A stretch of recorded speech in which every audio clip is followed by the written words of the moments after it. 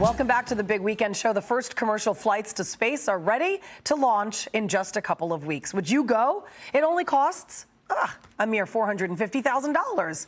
We know one space enthusiast that's excited for it. You guys are gonna see. You're gonna literally see the craters on the moon with your own eyes. Oh my goodness. With your own eyes, I'm telling you, it is gonna be unbelievable. Oh my God, craters on the moon. So we know the vice president is probably eager to hop in line, but would you take one of these flights, and who should we send? Charlie, who would you send to the moon? I guess I'd be definitely on board with Kamala Harris. I'd send her too. Or the girl that got fired, the woman that got fired, and put the pictures everywhere. If she wanted to go, I'd be okay with that. Okay, you're gonna. If we needed them to do something and come back, I'd send Bruce Willis. Oh. Yeah, like if a meteorite needed to be blown. Oh, that's a great idea. Just a suggestion. Great. Charlie, you're a thinker. Thanks. Tommy, anyone? I would like to see, I think they already actually have a show that sends celebrities to make-believe Mars. I think that Stars on Mars is already a thing. I'd like to see the Kardashians inhabit. But is it a one-way trip or is it round trip? I'd like to see what they do there. Right. I'd like to see just everything about it. I'm on board. I think reality television on any other planet would be great. And I'd like to see what they find. $450,000. I mean, that is just like obnoxious money. So. Well, we know Tommy can afford to go. So right. Tommy makes the big bucks. And yeah, she's young. She can do that. Matthew McConaughey, I think he would be fun. He's entertaining. He's always philosophizing about his green lights. I think he'd be entertaining. He's already been to space in a movie, so yeah, he was. He was a good space actor. But what if we sent Kamala Harris and then she ran into some like Martians and they were like, "Is everybody back on Earth like this?" It could. She could tell them about the passage of time that passes as time passes. Passage of time. It would be bad diplomacy. Time passes. Yeah, passing Earth. time. Yeah. I can tell you this, I wouldn't go. That was my favorite The thought of being in a confined space like that, no, you'd have to, I would pay someone that money not to be sent to space. No, I would actually never want to step inside a flaming rocket. Well, you don't even have to go anywhere to go to the bathroom. You just sit in your seat. That's great.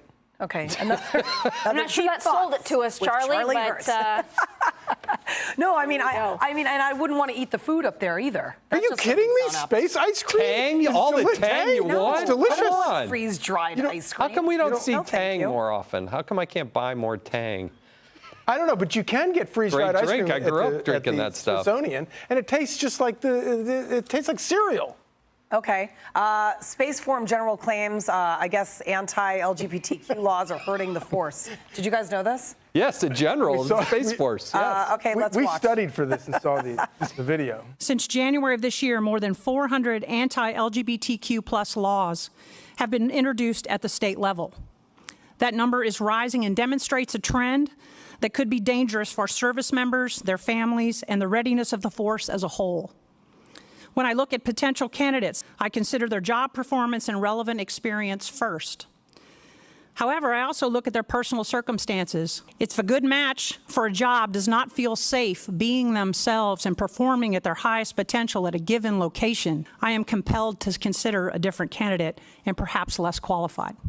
Okay. First of all, let's just talk about commercial spaceflight in general. Do you think that perhaps this might actually give us an edge over China? Because, when it comes to our space. Yeah, but going back to the thing about RFK, like when John F. Kennedy said, let's go to the moon, it was like this big inspirational thing. And now you have these clowns talking about anti-LGBTQ laws. This is from the general. It's absurd. Why can't we just have a great grand vision for going back to the moon or something? I'm not sure why that has to fit into every single conversation these days. Yeah, exactly. What does that even have to do with space? We have more than 4,000 satellites. Are there gay Martians? Maybe.